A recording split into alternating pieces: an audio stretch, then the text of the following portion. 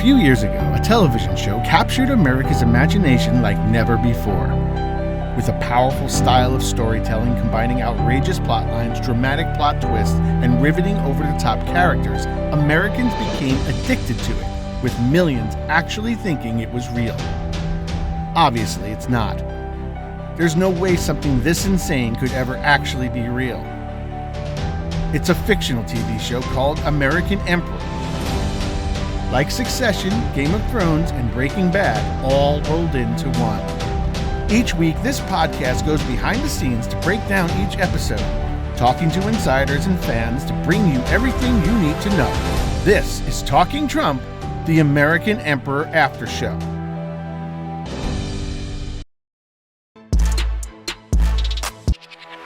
This week, part 2 of our blockbuster 2-part election episode.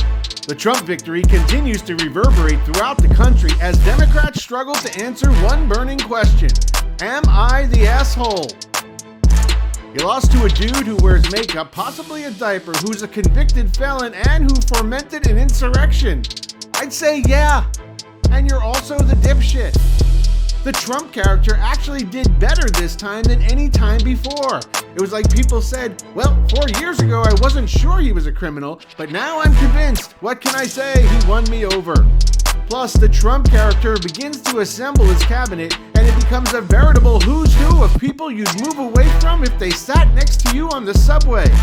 This guy makes worse picks than the New York Jets on draft day. So this episode, RFK Jr. seems primed to run HHS, but hey, let's not entirely give up on the idea that Trump nominates a literal molecule of COVID. But don't worry, no matter who the Trump character picks, that person will have to go through a very thorough vetting and confirmation process. Vladimir Putin just doesn't greenlight anyone. And new characters. Who's Susie Wiles? A new love interest? Or another advisor serving as a steadying presence in MAGA world? And what are the plans of Mike Johnson? Will he continue as nerdy speaker or nerdy dude who monitors his son's porn? Or both? And will the character of John Fetterman emerge more? Or is he just a DEI hire, the show's token Sasquatch? Things may look bleak now, but you'll feel much better when you're paying only pennies for egg salad. It's a dizzying episode with storylines introduced and resolved at a frantic pace. This is Talking Trump, the American Emperor Aftershow. Somebody said to me the other day, you're the most famous person in the world by far. I said, no, I'm not.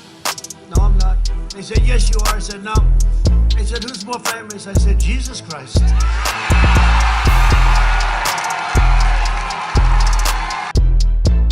Welcome everybody, I'm Christopher Lansing. I'm joined by author, filmmaker, and pop culture critic Tom Robb. So let's get into it. What a phenomenal 2-part episode. But the Trump character throughout the season has been saying he's going to bring in all these different characters into his administration. I'm going to list a few of them here, and I want you to tell me if you think they'll be in the administration, what their impact would be. We have to start with the big one. They really put a push on this guy in the last few weeks, this Elon Musk character, the super attention deficit disordered billionaire, kind of a cartoon character, kind of a wacky, goofy character, at the same time, very capable of darkness. What are your thoughts? I think that's a compelling character for what this sort of mindset is. We're going to see a lot of characters like this emerging as exciting, dramatic, comical, and strange. I know Jesse Plemons has a role, and they're creating a new cabinet position of a Lord High Executioner. Borrowing his role from Civil War, the movie, he's going to publicly execute people on the White House lawn with differing views. I know Steven Seagal has been tapped to be both a character and an actor as liaison with Putin. I know Chuck Norris is wanted. There are talks about bills for mandatory plastic surgery, breast implants for girls under 15, mandatory. And, Elon Musk is going to be in charge of the plastic surgery. It's the no nerds law where people that are sort of asocial, semi-autistic, unattractive nerds are going to be refashioned in sort of a Max Headroom way of a sort of, animatronic, handsome Sears model face, with dyed hair and high cheekbones. So look for the sort of subset of incel type people to emerge as a major political force. It is, and it's going to be a curveball for everybody involved because obviously, and I don't know if they're going to touch on this, if you change somebody's face to appear differently via plastic surgery and you make them quote unquote like a handsome person, when they go and reproduce, that plastic surgery does not affect their it does not leak into DNA. No, not at all. In cells. So Musk is going to have to work on that. Let's talk about real quick RFK Jr. character. The Trump character is alluded to allowing him to run the entire health of the nation. This is a man who believes that not only vaccines cause irreparable harm, but lozenges as well. Lozenges, suppositories, facial creams. There are going to be many new laws in this series. Yeah, he's going to have an expanding role. And I think they're hoping for some of the Camelot luster be expected to rub off and then not come through. So that's going to be a sort of up and back sort of obstacle. You know, they really do follow the Sid Field model of setting up obstacles for these characters to overcome and plot points that hurl the action into another area. I don't know if you're familiar with The Run, the unproduced Salt Flats race thing that Sid Field wrote. But that's a perfect example along with Chinatown and 3 Days of the Condor. Yes, of course, as famously studied by in colleges across the country. Back to the RFK Jr. topic for a second. He long fell out of favor with his family because traditionally his family, of course, would play touch football in Massachusetts over the holidays. Famously, games would be observed by the public in an adoring way. RFK Jr. Tried to, many years ago, as you know, change that to a game of jarts, the dangerous game that has been banned in many communities. That did not go over well. That did not sit well with the rest of his family. And then, of course, this latest episode where he's kind of come out so against vaccines and against traditional conventional thinking when it comes to health has really buried him in that respect. So it'll be interesting to see if the remaining Kennedy clan has a reaction to him. Also, many people point to his wife, who's played by the beloved actress Cheryl Hines, who was in the movie Waitress and, of course, Curb Your Enthusiasm. And she's always been kind of depicted as, this suffering character who not only had to be embarrassed by her husband's public activities, but also by the womanizing her husband's done. Well, it turns out she made a deal that she was going to sit back and accept all of this because in the Trump White House, she's going to get a position called improv czar, which I don't even know what that means. She's going to oversee all improv groups in the United States. Right, which, along with his other mandate to create a pickleball court, and that's actually going to be the game that replaces the Hickory Hill football, naked pickleball, but which anybody can play. So our new White House Chief of Staff character, she's going to be dominant there. But yeah, the improv czar is an interesting role, and anything can happen in improv, as you know. So I think we can look for some real surprises there. I wouldn't want to be in the Upright Citizens Brigade now. No, certainly not now. They're going to be come down on hard with a whole new regime. So we've seldom seen a character teased like this before without knowing anything about her. And you touched on it, so we might as well bring it up here. What can you tell me? What are the rumors behind this Susie Wiles character, who the Trump character has alluded to being his new chief of staff? Clearly a high-profile position moving into the upcoming season in the next few episodes. What are we hearing about her? Because even you, with your in-depth sources at the show, I imagine you find it difficult to get information about her. Well, I think her resemblance to Trump's Irish mother is undeniable. And I think we're going to delve into some Oedipal sort of plot lining through this. A sort of stout woman with set hair and an old-fashioned style, yet at the same time a nod to the ladies in giving her an important role. We'll see how much power she has and how much maternal scolding she does and what sort of fantasy that fulfills for our main character. Right. And the one thing that we know her as an actress from is her one-woman show where she performed as Nurse Ratched in a one-off from One Flew Over Cuckoo's Nest. It was universally panned because they said that she spent the entire time on stage just talking about how Nurse Ratched was too soft. She was too empathetic, too empathetic. This is a famously frosty character. So if anything, that kind of makes you think, wow, what is this woman going to really be like? Yeah, well, I actually saw that show, and it was interesting. She refused to have a Native American character. You remember Will Sampson played that in the original Cuckoo's Nest. Of course. I've heard murmurs that they're going to be mandatory lobotomies for people that disappoint the chief executive. So I think we can look to that. There's going to be a lot of hospital scenes, a lot of people kind of zombied out after letting down their leader. So that's something that she's going to bring to the table. And of course, the big tie-in there is the My Pillow guy will be supplying pillows used to smother some of the more advanced people who the lobotomy has affected most. We'll be seeing a tie-in with the My Pillow guy, as the My Pillow will be the pillow that they put over their face to suffocate. I think the other thing that the My Pillow guy is going to be doing, I think we're going to be seeing everyone in the administration with hair dyed vampire black, regardless of their age, which will be interesting to see.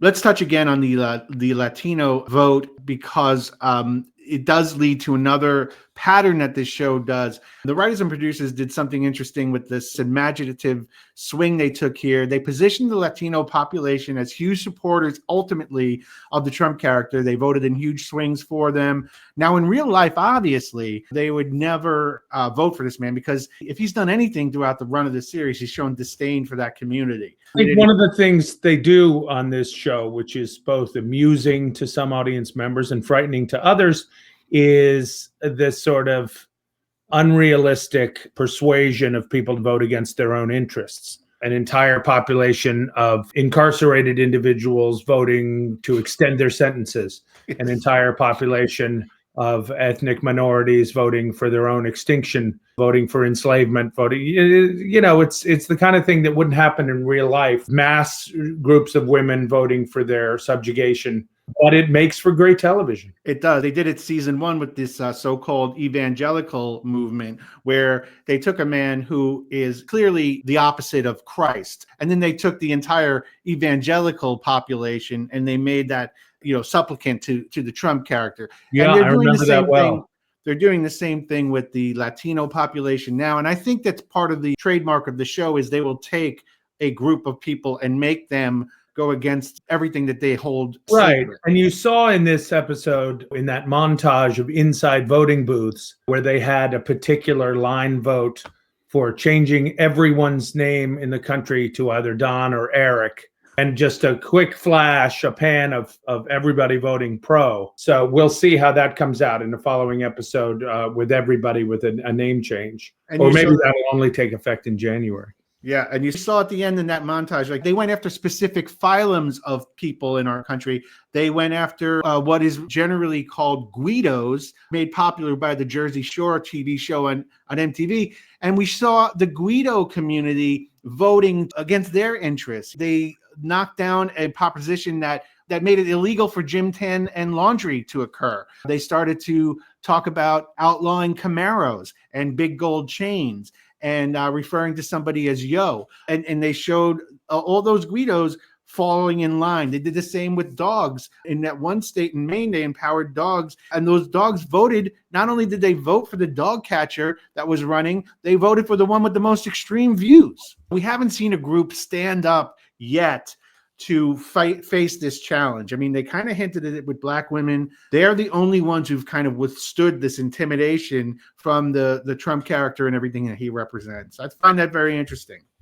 It's funny you mentioned Jersey Shore, because I believe in upcoming episodes, an important cabinet post is going to Snooki and Nicole Polizzi. So we've got that to look forward to.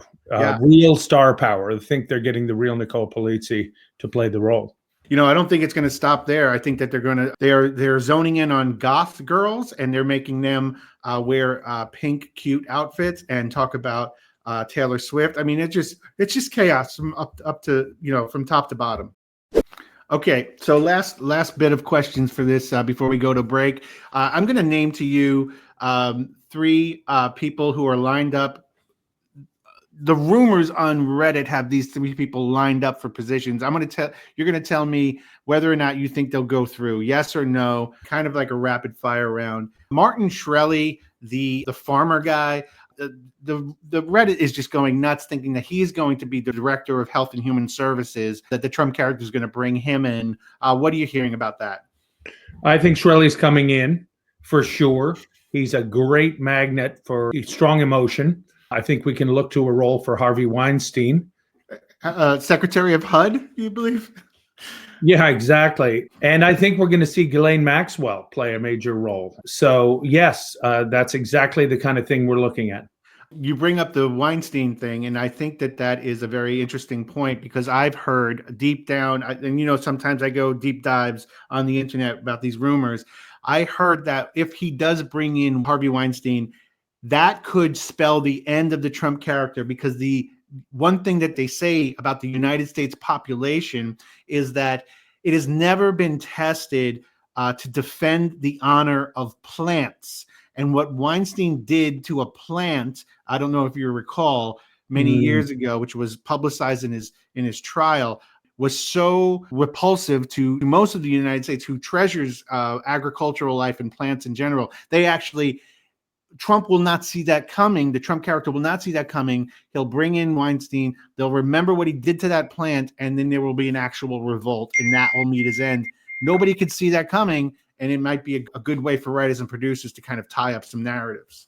Right. And it ties into the climate change thing. I mean, having the show rest on a sort of deflated, perverted rapist character is risky. Also, unless they cast the Weinstein character with someone against type like George Clooney, it's going to be hard to sort of pin your hopes and dreams and identify with this character. But the plant thing is a great way in. And then the last one is, there's so much made about Trump's relations to foreign governments and how malleable to them he is. One of the rumors is that for Secretary of State, he's not even going to go with the middleman. He's going to hire immediately Xi Jinping, who is currently the leader of China, and he's going to just bring him in as Secretary of State and just give everything to him, as far as like all our state secrets. Just cut out the middleman, make it much easier. Just literally hire the guy as the Secretary of State. Now, will he be confirmed? We don't know. It's very over the top. But, the show has done over the top things in the past.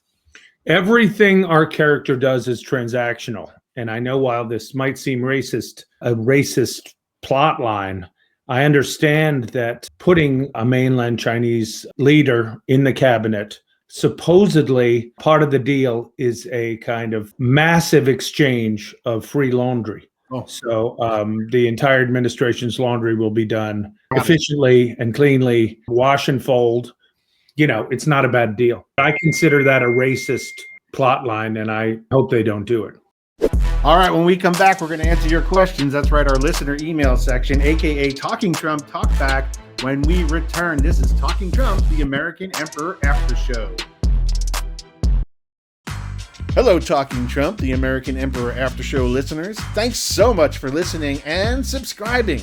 We'll get right back with more show in just a minute. But before we do, just wanted to remind some of you that right here on the show at this very moment is an excellent place for a sponsor to run an ad. Just reach out to us on Instagram at American Emperor After Show, or by email at AmericanEmperorPod@gmail.com and get your message or product out and associated with this amazing podcast. Hopefully there'll be some space left for you, BetterHelp or ZipRecruiter, because the high-powered sponsors are already claiming their territory.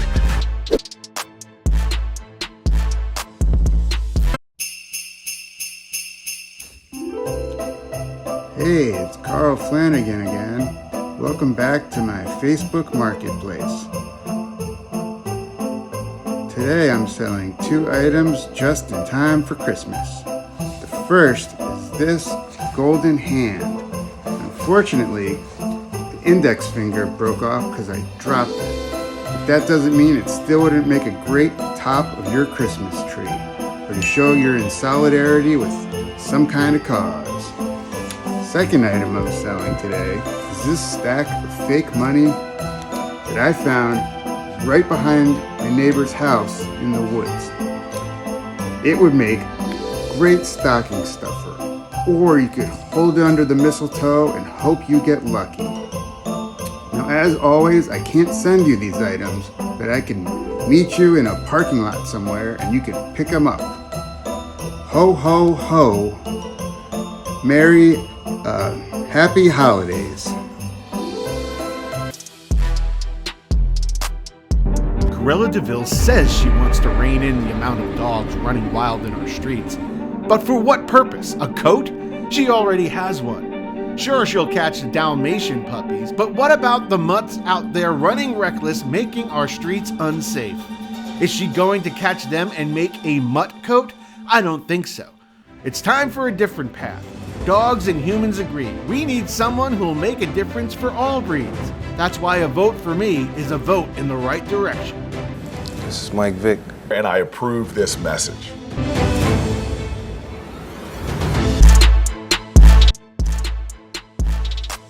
All right, welcome back to Talking Trump, the American Emperor Aftershow. I'm with author, director, and pop culture critic Tom Robb. Time now for a segment where we answer questions from you, the audience. This is Talking Trump, Talk Back.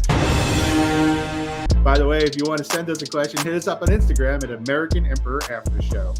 All right, our next question comes from Amy Howell of Athens, Georgia. We touched on this for a second before. The election episode brought back the character of Ted Cruz, who was reelected in his state. What does that signal to you? And at the same time, the show still has not positioned the Mike Johnson character fully in that role of speaker. Does that mean that he may not end up there? What are our writers and producers having second thoughts on him? The character was considered derivative of both the Clark Kent and a Where's Waldo character. And for a while, they decided to own that, make a sort of viewer's game of where is Mike, and have him in the Senate floor, have him at various monuments in Washington, at the Smithsonian, at the National Cathedral, on the Ellipse. And that just didn't catch on. So I don't know how they're going to market this character who's very bland and without characteristics. So it's very hard to expand on anything beyond his sort of square, nerdy looks. They did do something ingenious, though, when they introduced that weird plot line about him monitoring his son's porn. Now, with the Project 2025 thing that possibly be implemented, there's a huge aspect of that of banning porn. So you may see scenes in the future, and maybe this is why they've kept him around, where you see a regular person, using porn, and then if their phone rings and it's Mike Johnson, he's monitoring their intake.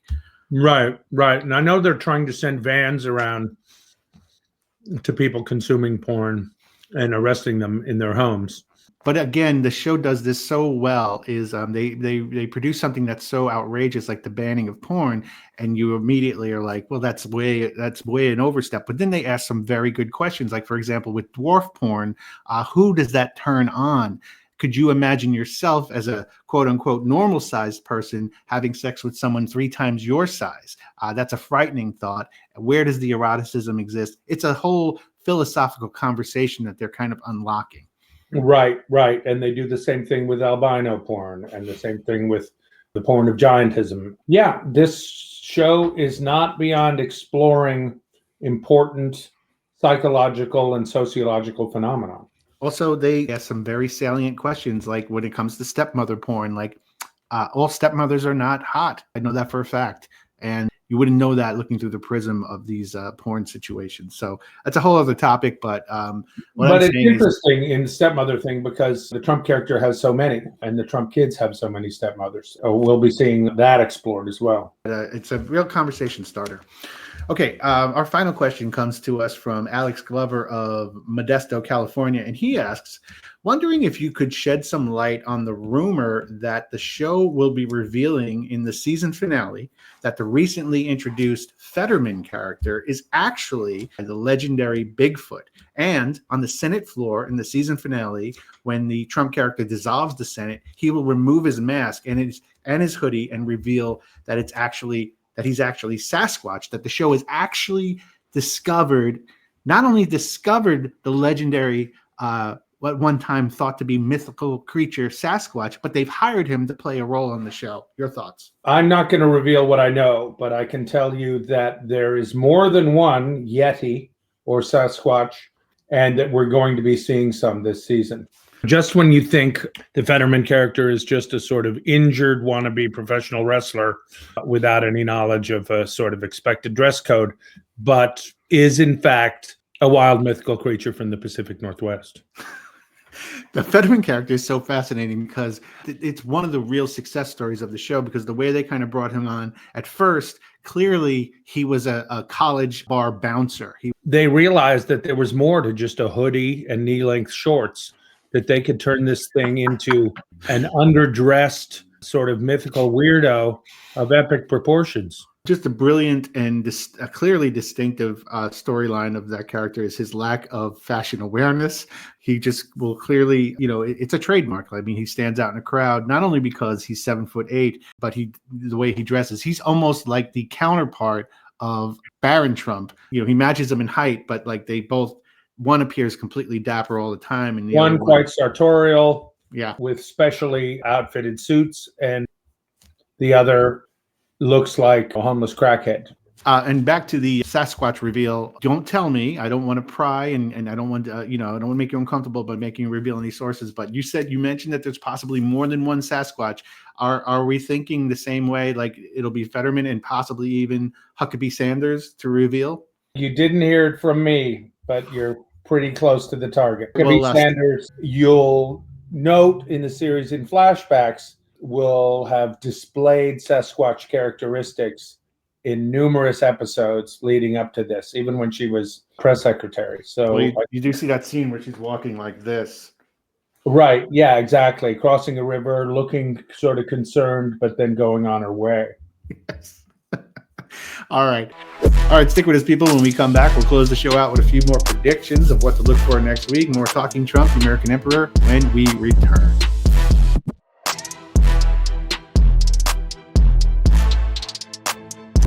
Michael Vick says he wants to be dog catcher, but how the hell is he going to have time to catch all the wild dogs when he's out there expanding on his dog fighting empire? Also, yeah, he may round up Rottweilers and Pit Bulls out there, but does he have time for the Chihuahuas, Yorkies, and Shih Tzus that terrorize our streets? It's time for a different path. That's why I'm running for dog catcher. I will us safe from dogs. You can guarantee it. I'm Kristi Noem, and I approve this message.